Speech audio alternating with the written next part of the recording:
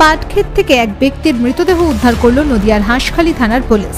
Police সূত্রে জানা গেছে, মৃত ব্যক্তির নাম কার্তিক বিশ্বাস, বয়স 54, বাড়ি হাঁসখালি থানার হাজরাখাল এলাকায়। জানা গেছে, রবিবার সকালে হাজরাখাল এলাকায় একটি পাটক্ষেতের মধ্যে ওই ব্যক্তিকে পড়ে থাকতে দেখে পুলিশকে খবর দেয় স্থানীয় বাসিন্দারা। খবর পেয়ে ঘটনাস্থলে পৌঁছে দেহটি উদ্ধার করে স্থানীয় হাসপাতালে নিয়ে যায় হাঁসখালি থানার পুলিশ। সেখানে ওই ব্যক্তিকে ডাক্তার মৃত বলে ঘোষণা করেন। সাত সকালে পাটক্ষেত থেকে দেহ উদ্ধারের ঘটনায় তীব্র চাঞ্চল্যের সৃষ্টি হয় এলাকায়। পরে দেহটি ময়নাতদন্তের জন্য পাঠানো হয়। এই ঘটনার সাথে জড়িত থাকার সন্দেহে ইতিমধ্যেই এক ব্যক্তিকে আটক করে তদন্ত শুরু করেছে পুলিশ। পারিবারিক বিবাদের জেরে ঘটনাটি ঘটেছে বলে তদন্তে প্রাথমিক অনুমান পুলিশের।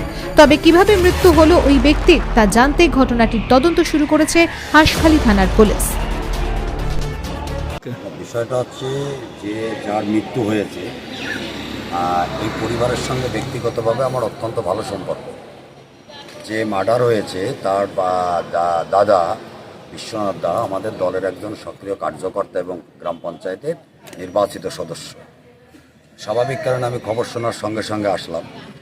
এসে যেটা দেখতে পেলাম বা যেটুকু যা খবর আছে, এটার সঙ্গে রাজনীতির কোনো যোগসূত্র নেই। এটা সম্পূর্ণ একটা সম্ভবত পারিবারিক একটা সমস্যা, সাধারণ মানুষের কথাবার্তা আশপাশে।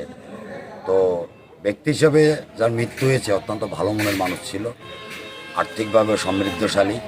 যার এক ছেলে চাকরি করে, আর একজন কর্মসূত্রে কনস্ট্রাকশন লাইনে আছে।